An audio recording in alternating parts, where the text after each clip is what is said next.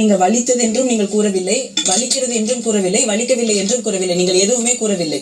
வலித்தது போல் நீங்கள் நடிக்கவும் இல்லை. நடிக்கல. சூப்பர். ஆனால் அதுக்கு முந்தின நாள் இருந்த அந்த கால் விலங்கு போட்டப்போ இருந்த காயம் இன்னும் இருக்கு. அது அடுத்த நாளும் இருந்தது. அன்னைக்கு காலையில வலிச்சுதான். அதுதான் இவரிடம் கேட்டு, நீங்கள் வலித்தது என்றும் கூறவும் இல்லை, வலிக்கவில்லை என்றும் நீங்கள் சொல்லவும் இல்லை, எதுவுமே பதிவிடவில்லை, வலித்த மாதிரி நீங்கள் நடிக்கவும் இல்லை. நன்றிகள். இதற்கு அடுத்து அவங்க 2 பேருக்கும் சண்டை போடுற இடத்துல நீங்க தான் இருந்திருக்கீங்கன்னு என்னுடைய தரப்புக்காரர் சொல்றாரு. அப்ப அவர் பயன்படுத்திய வார்த்தைகள், நீ தான் வேணும்னே சாவி எடுத்து வச்சுட்டு நீ கவனக்குறைவு, என்னோட கவனக்குறைவு நிரூபிப்பதற்காக நீ தான் சாவி எடுத்து வச்சேன்னு ஏடிக்கே வந்து அஜீமை பார்த்து சொன்னாரா?